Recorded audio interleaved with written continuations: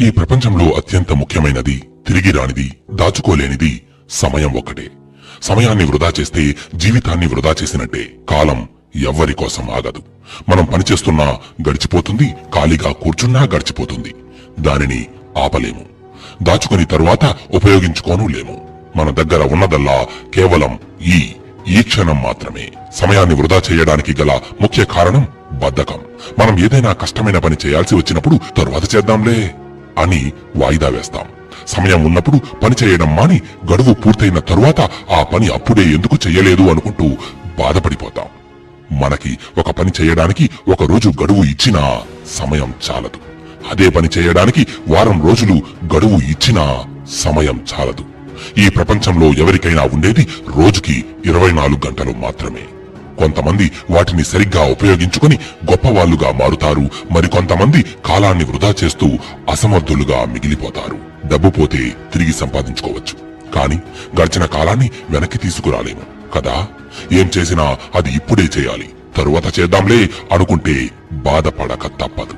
మన భవిష్యత్తు మంచిగా ఉంటుందా లేదా, మనం అనుకున్న లక్ష్యాలను సాధిస్తామా లేదా అన్నది మనం ఇప్పుడు సమయాన్ని ఎలా ఉపయోగిస్తున్నాం అన్న దాని మీదనే ఆధారపడి ఉంటుంది.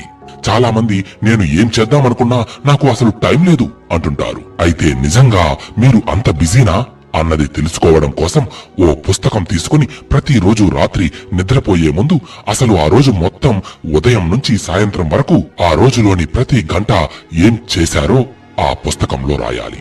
ఇలా చేయడం వలన మనం ఒక రోజులో ఎంత సమయాన్ని సరైన రీతిలో ఉపయోగిస్తున్నామో, ఎంత సమయాన్ని ఖాళీగా వృధా చేస్తున్నామో మనకే తెలిసి వస్తుంది. సమయాన్ని వృధా చేయడానికి గల ముఖ్య కారణం సమయాన్ని ఎలా ఉపయోగించుకోవాలో తెలియకపోవడం.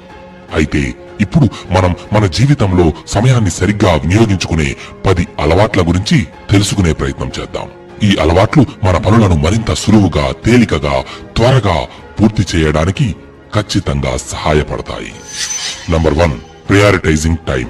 అంటే మనం చేయవలసిన పనుల ప్రాధాన్యతని పరిగణలోకి తీసుకుని వాటిని వరుస క్రమంలో అమర్చి పూర్తి చేయడం. దీనికోసం మనం ముందుగా మనం చేయవలసిన పనులన్నింటినీ ఒక దగ్గర రాసుకుని వాటిలో ఏ పనులైతే అత్యంత ముఖ్యమైనవో, అవి పూర్తి చేయడానికి ఎక్కువ సమయం ఉండదో ఆ పనులను లెవెల్ ఏగా గుర్తించాలి.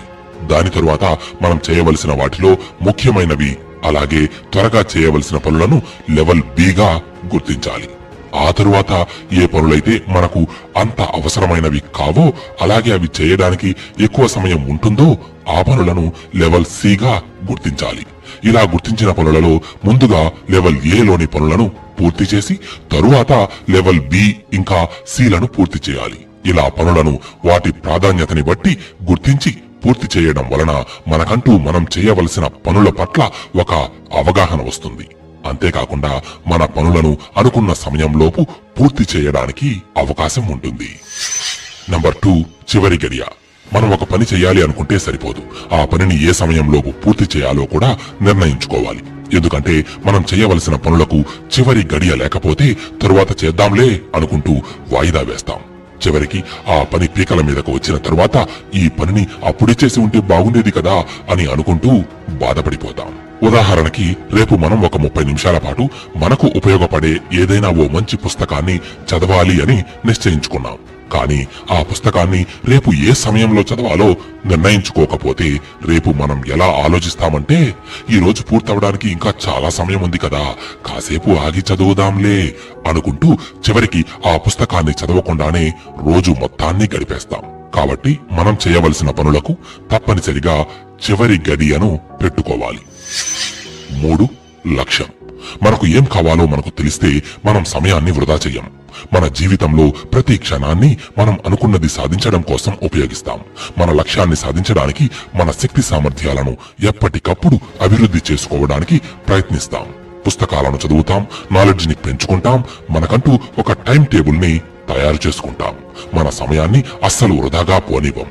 అదే మనకు ఎటువంటి లక్ష్యమూ లేకపోతే మనకు ఏం చేయాలో తెలియదు.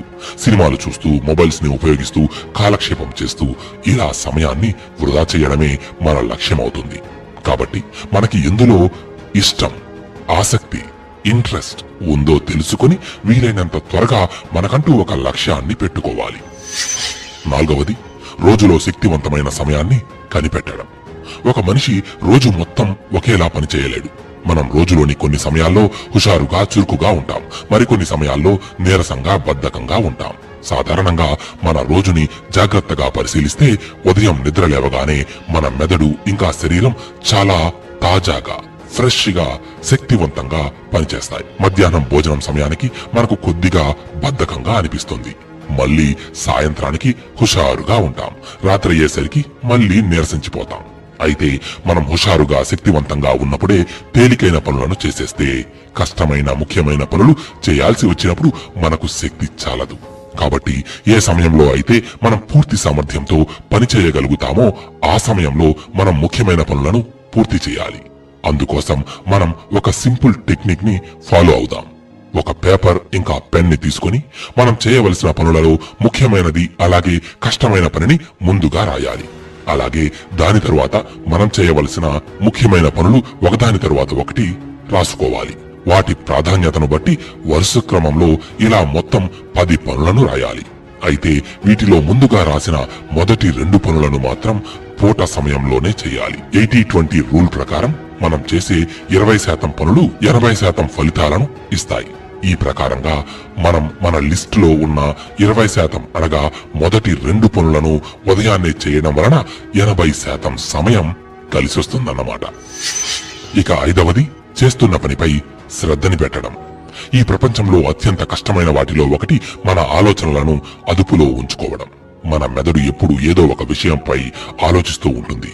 మనం ఏ పనిలో అయితే 100% ఏకాగ్రతని, శ్రద్ధని ఉంచుతామో ఆ పని అంత త్వరగా, అంత విజయవంతంగా పూర్తవుతుంది. అలా కాకుండా మనం ప్రస్తుతం ఒక పని చేస్తూ వేరే విషయాల గురించి ఆలోచిస్తుంటే మనం చేస్తున్న పని పూర్తవడానికి అనుకున్న దానికన్నా ఆలస్యమవుతుంది. కాబట్టి గతం గురించి బాధ, భవిష్యత్తు గురించి భయాన్ని వదిలి వర్తమానాన్ని సరైన రీతిలో ఉపయోగించుకోవాలి. 6వది చేస్తున్న పనిని ప్రేమించడం. బద్ధకాన్ని పోగొట్టుకోవడానికి ఉన్న ఏకైక మార్గం చేస్తున్న పనిని ప్రేమించడం. మనం ఏ పనినైనా వాయిదా వేయడానికి గల ముఖ్య కారణం ఆ పని చేయడం మనకు ఇష్టం లేకపోవడం. మనకి నిజంగా ఆ పని చేయడం ఇష్టమైతే మనం ఆ పనిని ఇంకా త్వరగా చేయాలని చూస్తాం. కానీ వాయిదా ఎందుకు వేస్తాం? ఉదాహరణకి టీవీలో మనకు బాగా ఇష్టమైన సినిమా సంక్రాంతికి వేస్తున్నాడు అన్న ప్రకటన చూస్తే సంక్రాంతికి ఇంకా చాలా రోజులు ఉన్నాయి కదా, అప్పటి వరకు ఎందుకు, ఇప్పుడే వేయొచ్చు కదా అని అనుకుంటాం. ఎందుకంటే ఆ సినిమా అంటే మనకు ఇష్టం. అందుకే మనం దానిని వీలైనంత త్వరగా చూడాలి అనుకుంటాం. ఇలాగే మనకు ఇష్టమైన పనులను కూడా త్వరగా పూర్తి చేయాలి అనుకుంటాం. కాబట్టి చేస్తున్న పనిని ప్రేమించాలి. 7వది డిస్ట్రాక్షన్స్. మనం ఒక పని మీద పూర్తి ఏకాగ్రతని పెట్టకపోవడానికి ముఖ్య కారణం డిస్ట్రాక్షన్స్. మనం ఒక పనిని ఎలాగైనా ఇప్పుడు పూర్తి చేసేయాలి అన్న దృఢ సంకల్పంతో కూర్చుంటాం. కానీ వర్క్ దగ్గర కూర్చున్న 5 నిమిషాలకే ఈ సమయానికి టీవీలో మనకు ఇష్టమైన ప్రోగ్రాం వేస్తాడు కదా అని ఆలోచిస్తాం. ఒక పక్క నుండి ఫోన్లో నోటిఫికేషన్ సౌండ్స్ వినబడతాయి. ఇంకో పక్క నుండి మన ఫ్రెండ్ క్రికెట్ ఆడదాం పదరా అని పిలుస్తాడు. వీటిలో ఏదో ఒక దానికి టెంప్ట్ అయ్యి చేస్తున్న పనిని మధ్యలోనే ఆపేసి వెళ్లిపోతాం. కాబట్టి మనం పనిచేసే సమయంలో మన ఏకాగ్రతని చెడగొట్టే వస్తువులన్నింటినీ అక్కడి నుండి తీసేసి ప్రశాంతంగా ఒక చోట కూర్చుని మనం చేస్తున్న పని మీద శ్రద్ధ పెట్టాలి. 8వది ప్రొమోడోరా టెక్నిక్. ఈ టెక్నిక్ లో మన ఏకాగ్రతని చెడగొట్టే వాటన్నింటినీ మనకు దూరంగా ఉంచి వేటి గురించి ఆలోచించకుండా మన పూర్తి ధ్యాస ఒకే పని మీద పెట్టి 25 నిమిషాలు పని చేసి 5 నిమిషాలు విశ్రాంతి తీసుకోవాలి.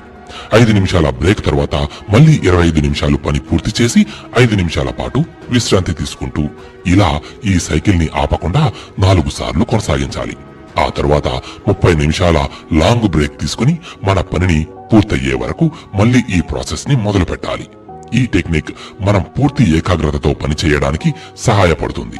మన పని యొక్క ఎఫెక్టివ్నెస్ ని పెంచుతుంది. అలాగే మధ్యలో తీసుకున్న 5 మినిట్స్ బ్రేక్ వల్ల మన మెదడు రిఫ్రెష్ అయ్యి మళ్ళీ పని మీద పూర్తి శ్రద్ధను పెట్టడానికి సహాయపడుతుంది.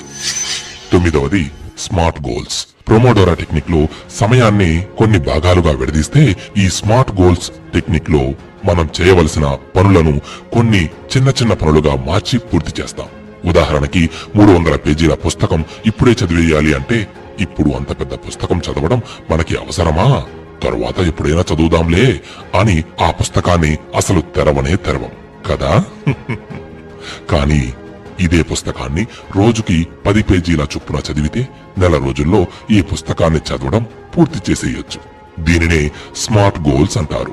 మన లక్ష్యాన్ని కొన్ని చిన్న చిన్న లక్ష్యాలుగా విడదీసి పూర్తి చేయడం. ఈ టెక్నిక్ ని ఉపయోగించి పనులను చేయడం వలన మనలో తరువాత చేద్దాంలే అనే బద్ధకం పోతుంది. మన పనులను తేలికగా శ్రమ లేకుండా పూర్తి కూడా చేసేస్తాం. ఇక last but not the least 10వది సే నో. మనం ఏదైనా ఒక ముఖ్యమైన పనిలో ఉన్నప్పుడు మనకు తెలిసిన వాళ్ళు కొందరు మన దగ్గరకు వచ్చి మనతో చిన్న పనుంది, కొంచెం హెల్ప్ చెయ్యి, 5 నిమిషాల్లో అయిపోతుంది అని పిలుస్తారు. మనకు వాళ్ళతో వెళ్లడం ఇష్టం లేకపోయినా మొహమాటం కొద్దీ మన పనిని మధ్యలో ఆపి వెళ్తాం.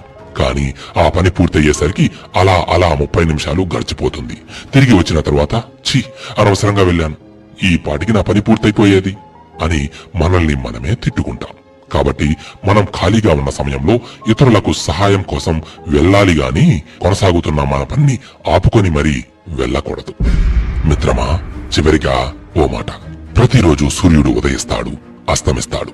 కానీ నిన్న అస్తమించిన సూర్యుడు మన జీవితంలో ఒక విలువైన రోజుని తనతో తీసుకువెళ్లిపోతాడు. మన జీవితం చాలా చిన్నది.